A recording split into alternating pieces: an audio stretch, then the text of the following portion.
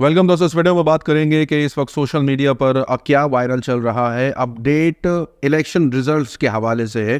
4 राज्यों में जो चुनाव के नतीजे हैं वो आने वाले हैं और इसको लेकर के सोशल मीडिया पर काफ़ी चर्चा है। इजराइल और फ़लस्तीन के हवाले से भी कई सारी अपडेट्स हैं, जिसके अंदर कुछ लोग जो है वो बढ़ चढ़ करके गाज़ा के लोगों की मदद कर रहे हैं, क्योंकि फिर से जंग शुरू हो गई है। तो फिर से कई लोगों की मौतों की खबरें आ रही हैं। तो वहीं कुछ लोग मदद, तो कुछ लोग आलोचना, तो कुछ लोग इस हद तक सपोर्ट कर रहे हैं कि उनकी नौकरी पर भी बना रही है। साथ ही साथ शेयर करेंगे आपके साथ कि एक ऐसी अपडेट आई है जो सोशल मीडिया पर इस कदर वायरल है, जहां बताया जा रहा है कि लगभग 70 के करीब बेंगलुरु के स्कूल्स के अंदर जो है वो बॉम्ब की धमकी आई है, जिसको लेकर के काफ़ी चर्चा है। लेकिन जो मेल आया है उस पर काफ़ी सवाल खड़े हो रहे हैं सोशल मीडिया पर। छोटी बड़ी सारी अपडेट इस वीडियो में शेयर करने वाले हैं। आगे बढ़ने से पहले आप सभी से गुजारिश कि चैनल को सब्सक्राइब और रीच के लिए लाइक, शेयर, कमेंट करना ना भूला करें। तो ये है कुछ नतीजे। जी हाँ, अभी तक तो कंप्लीट रिजल्ट सामने नहीं आया जब तक मैं ये वीडियो बना रहा हूँ। तो कोशिश यही है कि जो अभी रीसेंट अपडेट है वही आपके सामने शेयर करूँ। छत्तीसगढ़, मध्य प्रदेश, राजस्थान, तेलंगाना, जी हाँ, जहां छत्तीसगढ़ में 90 सीटों पर यह चुनाव लड़ा जा रहा है, मध्य प्रदेश में 230, राजस्थान में 199, तेलंगाना में 119, जहां 3 राज्यों के अंदर तो बीजेपी की पूरी तरीके से जीत दिख रही है और तेलंगाना में कांग्रेस की तरफ से जीत दिखने को मिल रही है। अब रिजल्ट्स जो भी होने वाले हैं, लेकिन यहाँ पर जो आंकड़े हैं वो कमोबेश यही बताते हैं कि बीजेपी जो है वो पूरी तरीके से जो है वो लीड करती दिखाई दे रही है 3 राज्यों के अंदर। तो यहाँ पर सोशल मीडिया पर अलग अलग तर्क दिया जा रहा है। कुछ लोग राजस्थान में कन्हैया लाल का मामला बता रहे हैं और वहीं जो है वो राजस्थान में कांग्रेस की सरकार हारती भी दिख रही है और अलग अलग तर्क है। लेकिन जो मेरा अपना पॉइंट ऑफ व्यू है वो ये है कि इसमें सबसे बड़ा जो हाथ है वो गोदी मीडिया का है, क्योंकि जिन बातों पर सवाल उठाने भी चाहिए सरकार पर, गोदी मीडिया के पत्रकार उनको भी किस तरीके से सरकार के ही पक्ष में दिखाती है। जी हाँ, जिस पर आलोचना हो सकती है उस पर भी वो सरकार की तारीफें कर बैठते हैं। मिसाल के तौर पर मैं आपके सामने रखना चाहूँगा, आपकी स्क्रीन पर ये अपडेट देखिए। बताया जा रहा है कि तालिबान सरकार के बाद, जो अफगानिस्तान में तालिबान की सरकार आई है, उसके बाद जो है जो इकोनॉमी है, जो करेंसी है, उसमें बदलाव देखने को मिला है। करेंसी जो है वो वर्ल्ड बेस्ट परफॉर्मर बताई जा रही है। इस क्वार्टर में 9% जो है वो वैल्यू बढ़ी है। इसका मतलब यह है कि जो अफगानिस्तान का जो 1 रुपया है वो भारत का 1 रुपया 20 पैसा हो गया। अब यही रिपोर्टिंग अगर गोदी मीडिया करने बैठेगा इस पर, तो वो बजाय सवाल खड़े करने के कि क्यों भारत का जो रुपया है वो गिरता जा रहा है, बजाय इसकी वो ये कहेंगे कि आप जाकर के अफगानिस्तान में जॉब कर ले और वहां पैसा कमाए, वहां आप 1 लाख रुपए कमाएंगे तो भारत में आएंगे तो 1,20,000 मिलेगा। मतलब अगर इस तरीके की रिपोर्टिंग होगी जहां आलोचना और सवाल के बजाय आप उसमें भी बेनिफिट सरकार को देने लग जाएंगे, उनके पक्ष में बैटिंग करेंगे, उनके पक्ष में रिपोर्टिंग करेंगे, तो लोगों के जहन में यही सी चीज़ें जाएंगी और उनको लगेगा कि ये बहुत अच्छी ही बात हो रही है कि बाहर के मुल्क जो है वो उनकी इकोनॉमी सुधर रही है या उनके करेंसीज जो है वो स्ट्रांग हो रहे हैं, तो वो जो बाहर जाके कमाएंगे वो भारत आएंगे तो उनकी अलग वैल्यू होगी। अगर इस तरीके से रिपोर्टिंग होगी तो जाहिर सी बात है लोगों के जहन के अंदर वही जाएगा। तो एक बड़ा हाथ जो है वो गोदी मीडिया का जरूर है इसके अंदर, कि जहां आलोचना भी होनी चाहिए वहां वो आलोचना करने के बजाय उसमें भी बेनिफिट शेयर करने लग जाते हैं। सोशल मीडिया पर यह चल रहा है कि साउथ इंडिया में जो है वो बीजेपी मुक्त किया जा रहा है, क्योंकि कर्नाटका में मालूम होगा आपको कांग्रेस की सरकार आई, अब तेलंगाना में। तो लगातार ऐसी रिपोर्टें आ रही है जहां साउथ के खेमे में जो है वो कांग्रेस का तो दबदबा है, लेकिन जब हम नॉर्थ की तरफ जाएंगे तो वहां पर पूरी तरीके से बीजेपी अपना दबदबा बनाती हुई दिख रही है। साथ ही साथ शेयर कर दें कि इजराइल और फलस्तीन के बीच की अपडेट है। सीज फायर रहा 1 हफ्ते का, अब रिपोर्ट आ रही है कि सीज फायर खत्म हो गया है, फिर से जो है इजराइल ने हमले शुरू कर दिए हैं। आपकी स्क्रीन पर बताया जा रहा है कि सीज फायर के बाद फिर से जंग शुरू हुई और 175 लोगों की फिर से मौत की खबरें आ रही हैं। इजराइल वापस से वाइट फॉस्फोरस यानी जहरीली, जी हाँ, जहरीले बॉम्ब का इस्तेमाल कर रहा है लगातार गाजा के ऊपर, और लगातार गाजा के इलाकों में रेड्स हो रही हैं। तो इसको लेकर के सोशल मीडिया पर चर्चा है। तो लोगों का जो सोशल मीडिया पर मांग करना है वो ये है कि टर्की को चाहिए कि वो तेल देना जो है वो बंद कर दे, ये ऐलान करवाए। मांग हो रही है, ऐसे किसी भी मुल्क की तरफ से जो है ऑफिशियल कोई बयान नहीं आया है कि कोई तेल का जो है वो सप्लाई बंद करने वाला है इजराइल के लिए। यहाँ पर कतर की तरफ से भी यही बयान शेयर किया जा रहा है कि जो अमीर है कतर के, उनका बयान आया है कि वो जो है तेल रोकने की बात कर रहे हैं कि वो इजराइल को तेल नहीं देंगे, जबकि ऐसा कोई ऑफिशियल बयान अभी नहीं आया। यूँ समझ लीजिए कि सोशल मीडिया के यूजर जो है वो लगातार ये मांग करते हुए दिखाई दे रहे हैं, लेकिन कोई एक्शन अभी तक इस पर नहीं लिया गया। साथ ही साथ आपको बता दें, ये रिपोर्ट आपको बताई थी मैंने 2 से 3 दिन पहले, जहां सीज फायर के दौरान जब हॉस्टेजेस एक्सचेंज किए जा रहे थे, तो हमास के अंडर में जो इजरायली हॉस्टेजेस थे उनको जब हमास रिहा कर रहा था तो वो हॉस्टेजेस के हाथ में खाने पीने का सामान वो बाय कर रहे हैं, गले मिल रहे हैं, तो एक अलग दृश्य देखने को मिल रहा था।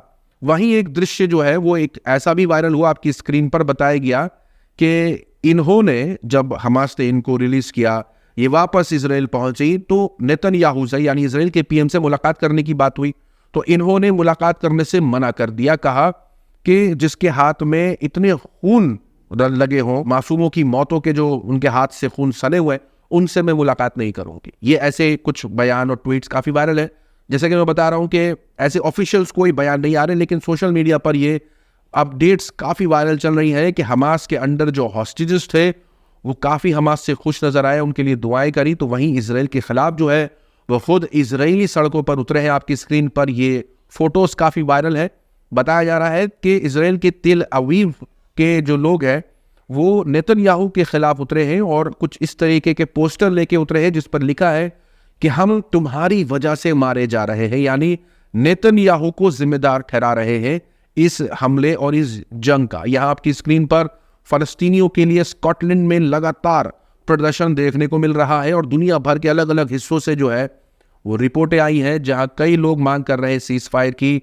तो ये अपडेट्स काफी वायरल है। वहीं आपको बता दें कि अनभक्तों के खेमे में लगातार फर्जी खबरें और मिस इन्फॉर्मेशन वायरल है। जहां गाजा के अंदर कोई बच्चा मर गया किसी हमले की वजह से, तो वहां उस बच्चे को डॉल बता रहे हैं, बोल रहे हैं कि ये फलस्तीनी मजाक कर रहे हैं, जबकि ऐसा नहीं है। कई ऐसी रिपोर्टें आई हैं कि जो बच्चों की मौतें हुई हैं वो बच्चे ही थे, जबरदस्ती उसे डॉल बताया जा रहा है, जो कि इजरायली प्रोपेगेंडा है। इजराइल ने शुरुआत करी थी, अब अनभक्तों ने भी इसको लेना शुरू कर दिया और फर्जी खबरें फैलानी शुरू कर दी। और अनभक्तों की बात कर रहे हैं तो लगातार वो लोग जो यूएई में जॉब कर रहे हैं और कहीं ना कहीं इजराइल का सपोर्ट कर रहे हैं, हमास को ख़त्म करने की बात कर रहे हैं, गाजा को ख़त्म करने की बात कर रहे हैं। अब जो है वो एक यूज़र है, नाम है अमित चौधरी, जहां वो हमास और गाजा को ख़त्म करने की बात कर रहे थे। लोगों ने मांग करी है कि इनको सस्पेंड किया जाए, इनके खिलाफ कार्रवाई हो, क्योंकि दुबई में रह करके G42 हेल्थ केयर में काम करते हैं, जो कि यूएई की एक हेल्थ सर्विस है, और यहाँ वो काम करते हैं एज अ नर्स।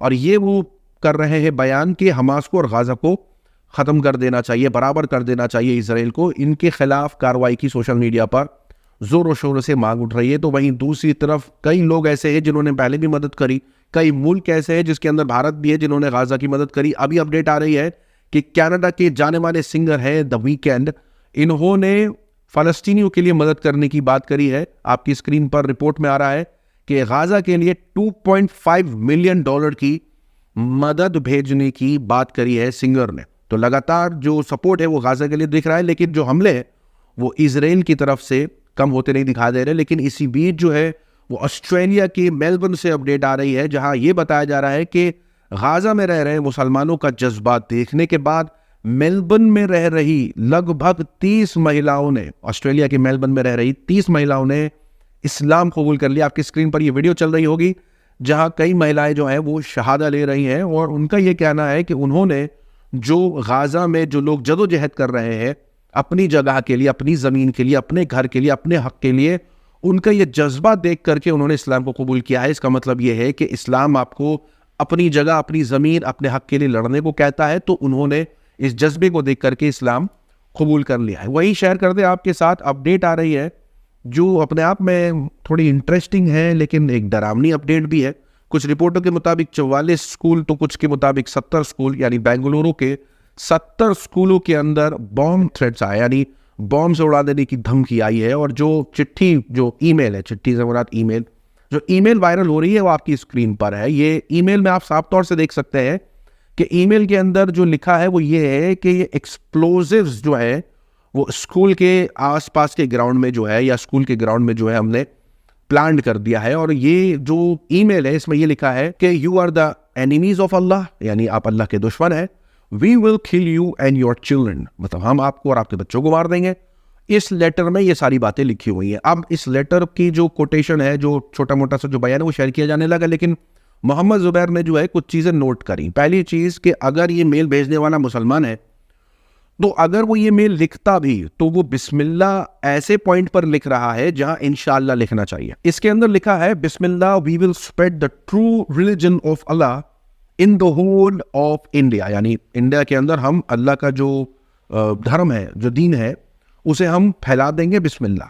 जबकि एक आम मुसलमान को पता होता है बिस्मिल्लाह किसी भी बात की शुरुआत में रखी जाती है, बीच में नहीं और ना ही अंत में। तो कुछ लोगों ने पॉइंट किया कि इंशाअल्लाह की जगह बिस्मिल्लाह लिख रहा है, तो लोगों ने इससे अंदाज़ा लगाया कि या तो ये बंदे को बिल्कुल भी नहीं पता इस्लाम क्या है, या ये कोई नया नया मुसलमान बना है, क्योंकि अभी तक ये रिपोर्ट नहीं आई है कि इसके पीछे कौन है। लेकिन लगातार जो है वो सिक्योरिटी पूरी तरीके से टाइट कर दी गई है और देखा जा रहा है कि क्या ये ईमेल सच है, नहीं है, क्या इसके पीछे सच्चाई है।